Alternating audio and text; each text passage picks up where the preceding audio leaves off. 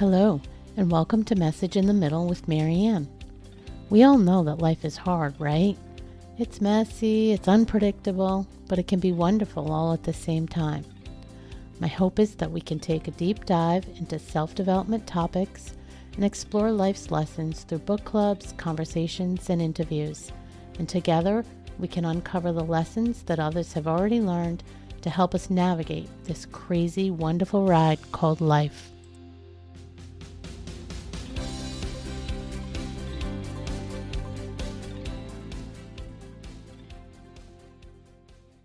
Hello and welcome to Message in the Middle with Marianne. And today I'm excited to bring you the second half of my interview with Ashley Mizell. Ashley's from Kansas City, Kansas, and she's married to her high school sweetheart and has 3 sweet young boys. Just a few years back, Ashley was 28, joyfully raising her boys and working as a photographer when her whole world was flipped upside down and she suddenly started to go blind. Let's pick up on the second half of my discussion with Ashley as she tells us how the community supported her. I have had so much love from the community and just support from when I first got sick to my first stem cell treatment to my second stem cell treatment. Everybody out there, all my followers have contributed to me getting these treatments. I'm on my second treatment of them taking bone marrow and for my hips and injecting it into the white parts of my eyes, and my eyes are getting better.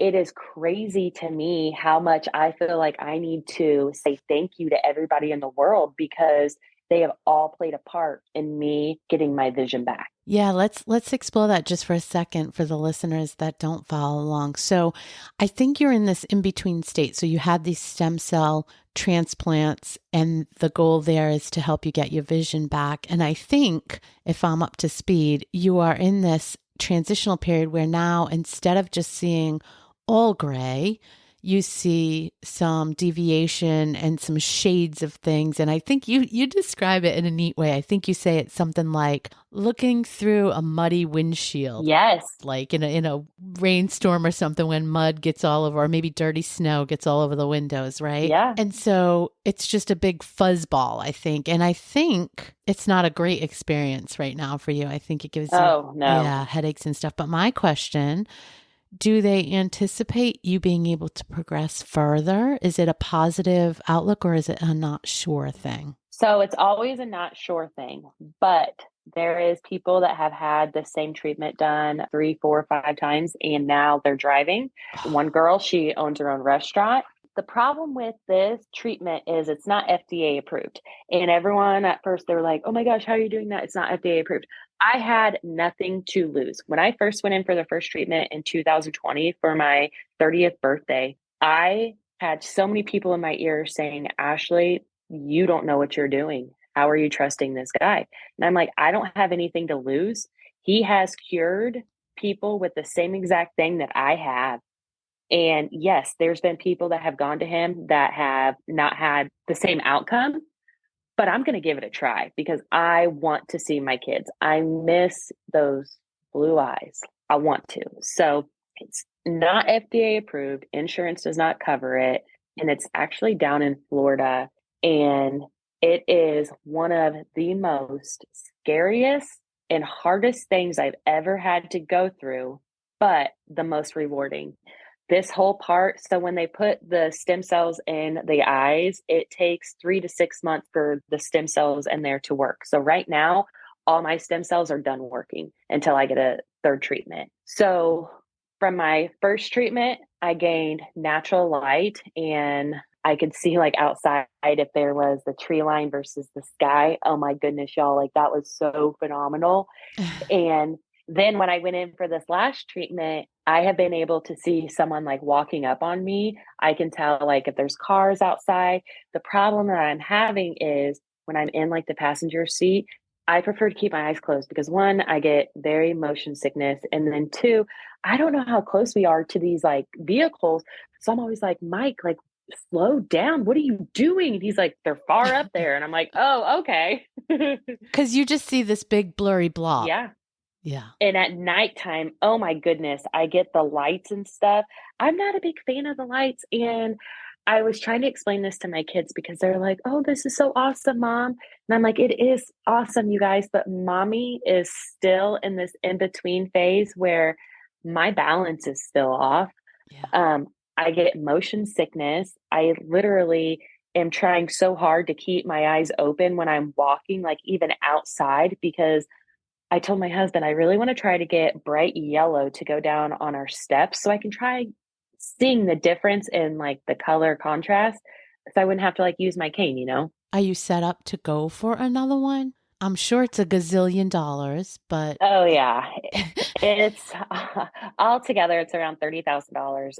So I need to continue talking to my doctor about it, their treatment. They like you to wait a year, ah, and I'm totally kind of okay with that just because I've had 2 GoFundMe's already for my stem cell treatment. And as someone that has asked for help from so many people, I have people out there that put me down for it as well. mhm. And it kind of shoots at my pride, you know, but then I Yeah. have to remind myself I lost something that most people take for granted and have, you know, if somebody lost their vision like me, you bet your butt I would like if I heard it and I felt drawn to it, you know, like I would do what I can. Well, and I think the thing to remember, I mean, nobody has to give or help support you. And if they don't want to give money, they can help support you in other ways. And I think that's an individual decision for everybody. But I mean, I think you do you, and nobody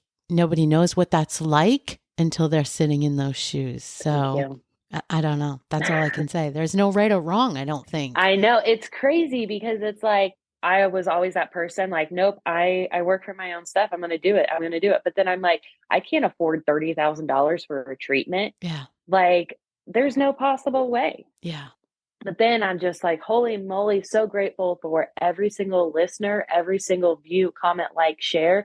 Because if it was not for everyone out there, I would not feel successful. I remember waking up in the middle of the night and my schedule was so off when I first got sick. And I was still in that deep, dark depression. And I opened up this message, and this girl was just like, "Thank you for sharing your story and bringing the message that you can do hard things." She was like, "After I listened to your story, I decided I wasn't going to kill myself." Yeah. And when I heard that message, I was like, whoa, I called my dad and I said, "Okay, dad, remember when I would hear the shutter on my camera go off and I just got that feeling of happiness and when I would hand over my artwork?" And he was like, "Yeah." I was like, this feeling of hearing this message was more than that. Like, this is Yes. why I do what I do. Well, I have a purpose. yes. I mean, one of my favorite sayings is that our mess becomes our message. Yes. And your mess has become your message. And I was going to add that to the GoFundMe or the asking people for help because you give back as well. And I don't know the type of messages. I mean, I read some of the comments and I can see, it's always going to be a mix, but there's so much joy and love and, I and know. thankfulness in there. So, if you, and I know you probably don't consider yourself a celebrity, whatever, but if you listen to anybody that has been quote unquote famous, they all say like, don't listen to the detractors. They're always going to be out Yeah. there because no matter what, you're not going to get it all right to match what everybody thinks you should do. You just can't. Life doesn't work like that. You know, I was just listening to this TikTok earlier today, and it was someone recorded Adam Levine's reaction to some girl getting on stage and just like bombarding him. And they said like his reaction was just rude and put off. And a lot of people's comments were like saying that they paid for him in for his career. They paved the way to where he's at right now.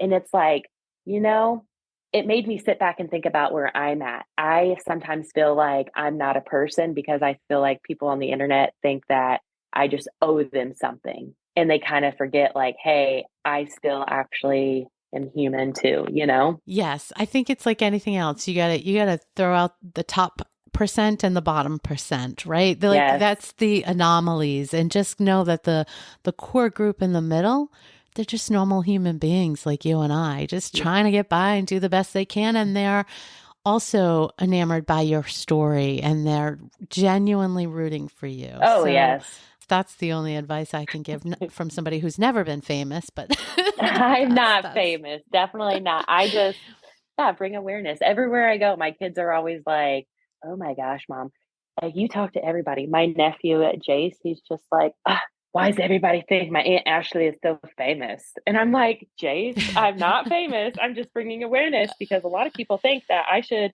or people like me should like live in a box. They think that yes. we're not capable of being Yes. independent. Like me, when I got the Orcam. So an Orcam is a device that goes on to glasses, and it's for the blind and visually impaired, low vision, and it takes pictures of what's in front of me, and it'll read for me. It'll tell me the date, the time, the color. It'll recognize faces of my friends and family, and even if it's a stranger next to me, it'll say like, "There's a man right there, or there's a woman." And our community, I'm telling you, when I was a photographer, all these people in my community, they just, I don't know, they just loved me. And I'm so appreciative for them because they raised money for me to get this Orcam device. So I got this device, and at first I never used it. I just was so intimidated, and I just let it sit for 6 months. And then afterwards, I was like, dang, I have to do something with this because I want to start reading to my kids again. And then COVID happened. I was like, oh, I really got to learn how to use this Orcam. Well, I started tagging the company. I was like, hey, Orcam, this device is really, really cool. I wish I would have known about this sooner. Yeah. So we need to bring more awareness to this. And then I learned so much that Orcam is actually based out of Israel, and they're in 50 different countries. And they were like loving my videos I was posting and everything. And I've been in contract with them for over 2.5 years now, just bringing awareness to the blind and visually impaired. It's phenomenal. When I publish this, maybe I can post one of your videos that show you using it because I was blown away. So they sell devices. I don't know if you've ever seen any of the leapfrog devices for kids that like get right. They have like a pen and it'll read but it only works with special books, right? You pay $40 for a book or whatever. Yes. That's what this reminded me of. But Yes. you pop this thing on and like it reads anything you pick up. Yes. Yeah. And it gives me the confidence to do something. I was actually, my family told me, no, don't do this, Ashley. Fly to Connecticut and then go to New York to be on the Dr. Oz show. They were like, no, you can't do that by yourself. I was like, yes, I can. Because my mom was going through cancer stuff at the time and a big surgery my dad needed to be here for. And my husband was with the kids, and my best friend ended up having like a cyst on her ovary and had to have surgery. So I was like, I know you guys are all busy. I am an adult. I'm going to do this. And I have my Orcam, and I'm going to feel confident. And next thing you know, I get on that airplane, y'all. And I felt so confident with my Orcam. I had strangers coming up to me and just saying, oh my gosh, how did you do that? Yes. What is that device? And I'm like, right? So many more people need to know about this, because if I would have known about there being devices out there like this, and there is other devices, I guarantee you I probably would have just jumped on it sooner because I was so down and out about everything for the longest. Well, and I think I agree. And I think that device is absolutely amazing from what I've seen. And for anybody that is visually impaired at all should probably take a look at it. But Yeah. there's other things too, I think along the same lines that, you said it earlier, you take it for granted, right? So anybody that can see, you don't even think about these things, but you have something that you pour your coffee. I literally watched you put the filter in the coffee pot, make the coffee, and then you fill your cup. Hot coffee, you guys, fills her cup and then drinks her coffee. But you also showed at a later point, you have this little device that sort of sticks. So it almost looks like a bookmark, Yeah. but it hangs over the cup, right? Yeah. And it tells you, does it beep or does Yeah. it say something? I forget. No, it beeps. It's really funny because I've actually had to put tape on it because it's so loud. It's like anything that they sell for the blind and visually impaired, they think we can't hear either. And I'm like, y'all are nuts. Like, I can hear That's great. fantastic. Oh man, I have another funny story I feel like I need to tell you. I took my kids to the Great Wolf Lodge. I was doing a sponsorship for them because we went up to Massachusetts for my brother's wedding, and I love photography, me being me, and I put on this waterproof camera, and I went down the slides and I showed them how blind mom can do it, and I showed them how I can go in the whirlpool with my kids, and I tagged the company. Next thing you know, they're like, hey, we want to sponsor you and your family for a week up at the Great Wolf Lodge here in Kansas City, Kansas. I was like, seriously? Yes. Okay. Like, this is awesome. Like, awesome.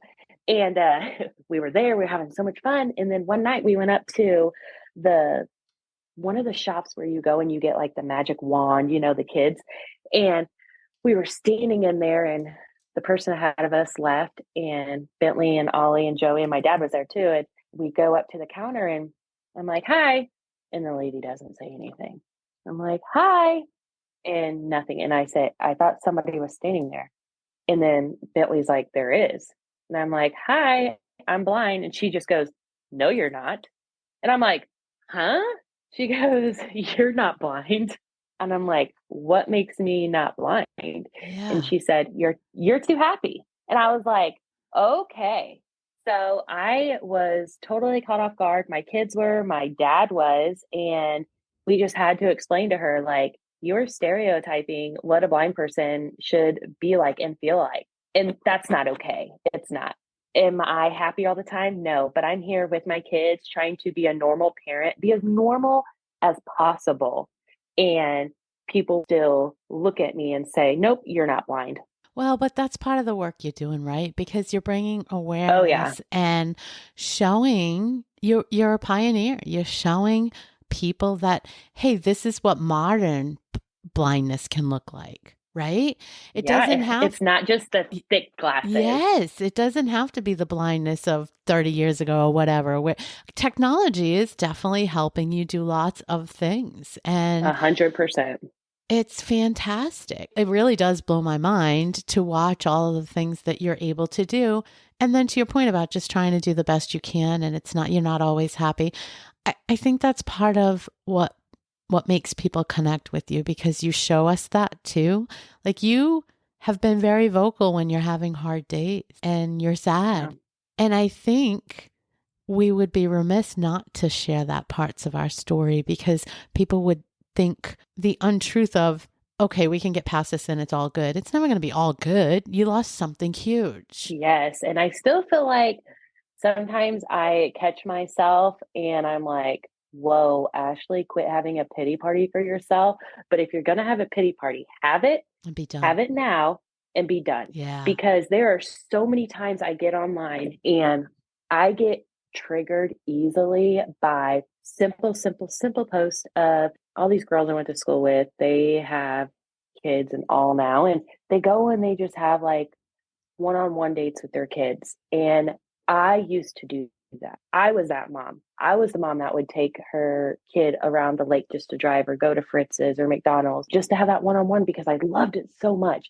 But now when I get online and I listen to those posts, oh my goodness, talk about a trigger. It literally is like mentally, I break down every single time. And I'm like, Ashley, you have to stop. Mm-hmm. You can still have one-on-one time with your kids. Obviously, you're stuck in the house, you got to go outside or whatever, but you can still have one-on-one time. Yeah. But I have these little pity parties. We all do. That I'm like, get out of it, girlfriend. You're still young, but I think most of my demographic in their 50s, the biggest epiphany we have is when you start having the awareness about the voices and the limiting beliefs we have in our heads, and learn to kind of talk back to them, right? And you're doing it. But exactly what you said, you just give yourself a moment. Yes. Because you have a loss, but keep it in perspective too, because you know what? Those gals, who knows what their life is really like? I mean, we all know social media, right? Who's sharing what? You're not sharing the fight you're having with your husband on social media. Well, most of us aren't, right? Oh, yeah. But we have them. We all have them. And you're seeing the bright spots. Yeah. And again, you're putting that up against what you thought life would be like. Yeah, that's true. And missing that. And that's what we all naturally do. But I see something different, because I see you connecting with your boys in a way that many moms don't. Oh, yeah. You have these tender moments with them, and you can see the love just radiating out of them. Well, I can see the love. Hopefully you can feel the love radiating out of them when they're with you.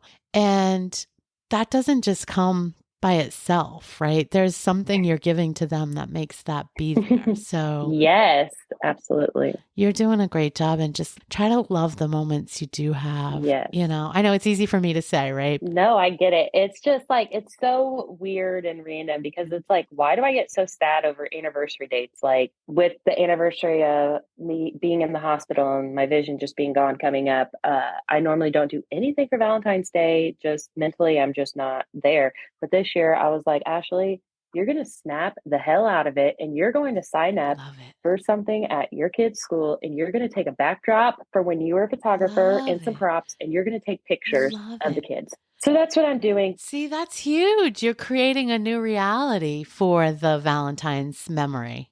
Yeah, but then I woke up this morning and I was like, yeah, why did I say all that? Because now I'm just really sad. But I was like, no, Ashley, you're going to do Yeah, yes, it. that's what I was going to say. It's okay to be sad. I bet you'll go do it though. And when you're doing it and you're hearing that click of your camera Yep. and the excitement in the kids' voices, you're gonna enjoy Oh, it. yes. And I'm actually looking forward to it because it's like I'm not going to be sitting at my house thinking about being in the doctors and in the hospital. I'm going to be surrounded by my Yeah. kids and their friends and all the wonderful teachers because let's be real, it takes a village and our community and the teachers and just everything. Simple things of them bringing home something to be signed. Like their teachers go out of the way to like put like a sticky note or a piece of tape or Oh, some type of pen thing so I can feel where I need to sign because they know like my yeah. husband he already has to do he took on so much more already. Yeah. It's like and I told them all like I still want to be a part of what I can't be a part of. So can we figure something out? And I'll tell you, everyone's worked together. It's amazing. I love that. So we've talked a lot about sort of the downside and the limiting side. Are there any unexpected gifts? I mean, you talked about lifting other people up, and you certainly didn't expect that. Is there anything else you'd consider an unexpected gift out of this? Oh my gosh, everything. The people Mm. I have met, and I have friends now, not even in the United States. I have one of my good work colleagues is in Israel. They're like 8 or 9 hours ahead of me. It's crazy to me the people that I'm meeting, and I just went to a funeral the week before last. And when we were all standing there, it was a teacher I went to school with. So everybody that played a part in me going to school and like teachers were basically at that funeral and like our principals and all of that for like when I was in school. And they were coming up to me and they were just saying like, I just love how you continue to go on. Like, I feel like I'm talking to a celebrity right now. And I'm like, no, no, no, you're not talking to a celebrity. Like, I'm the lucky one. Like, I'm lucky. And one of my old teachers, Miss McAfee, she was like, the way she worded it to me, saying like, I am lucky, but I still had to work to where I'm at right now. You know, like it didn't just me getting sick and then turning this lemons into lemonade didn't just happen overnight. Like I had to put in the work. And out of everything, I really, really, really, truly feel like I am the lucky one. I am blessed. I don't have my vision, but I have gained so much more than sight. Yeah. My kids too. My kids are just, I personally feel like better teammates, I guess you could say. We get out of the car and it's not normally a fight over who's going to help with mom because Micah is always watching out for Joey. So it's like Bentley and Oliver, like someone's always there. I really am lucky. If I would have my vision, do you know how many moments would pass by and I wouldn't be able to hold my Yes. kids' hands or hold on to my husband or my parents or just hug random people? At that funeral, I just kept asking for hugs. I just wanted to touch them because it's like all y'all had a role in who I am today. And I just owe all y'all a thank you, you know? Yeah, it was just a crazy, weird feeling, but I'm definitely the lucky one out of all of this, I will say. I think that's such an important message because it's so easy to get lost in our downtimes, in our whatever's happening to us. And again, we all go through these seasons in life where stuff happens. It could be, for you, it was this, there's other medical conditions. There could be a loss of a spouse. There could be a loss of a job that, somebody just loved. And there are so many things that can really knock us out of the world we lived in. And it's easy to kind of get lost in that, but recognizing that you will get through it. We can do hard things and you can get to the other side and find goodness. Oh, yeah. I mean, that's such a good message. It's all about perspective. So when I got sick, like I said, I thought my whole world was over. And then my mom got diagnosed with cancer. And then the same month, my sister-in-law got diagnosed with cancer. And unfortunately, my sister-in-law didn't win her battle and lost it within like 4 months. She was 37 years old. I'm so sorry. And wasn't a smoker, not a drinker, anything, but ended up coming down with stage 4 non-small lung cancer or something like that, non-small cell or whatever. And it put everything into perspective for me when that was all going on in our family, because she has 5 kids that she has adopted. And those kids can't just hug their mom like I can hug my kids. Like, their mom is gone forever. My vision's gone, but I'm still here with my babies. I can still talk to them. I can still touch them, hold them, and they don't get that with their mom. So it's not a pity party for me anymore. I'm just very thankful for what I do have. I love that. So before we wrap up, I think, that was a real great thought to kind of wrap up on, but I guess, is there any advice that you'd give to someone who's going through a situation that kind of makes them feel lost and they don't see their way out right now? What you're going through is temporary. I wish I would have had that engraved in me. I wish I had a tattoo that said, like, this is temporary. Because I'll tell you, out of all the worst days of my life, I have survived 100 of them, like 100%, all of them. And I just want to remind people, like, keep fighting, keep going. It is not the end. You might feel like it's the end, but the pain is temporary. Mind over matter. And that's definitely how I have learned to fight through, is mind over matter, and to remind myself that I can do hard things no matter what. No matter what. I can do it. No matter what. So Ashley, tell everybody, where's the best place to find you? If y'all have Facebook, you could look up Ashley McCombs Mizell. And I have Instagram, that is Blind Mama Boys, along with TikTok, Blind Mama Boys. And I really appreciate all the support, you guys. Like, seriously, you are all phenomenal. And thank you for letting me come on here and share my story. Oh, I loved having you. Thank you so much for sharing your story. Absolutely. This was peaceful, kind of like healing in a weird way. Oh, love that. Thank you for listening to this episode of Message in the Middle with Marianne. If you enjoyed the podcast, please take a minute to share it and write a review, as it helps bring new listeners to our audience.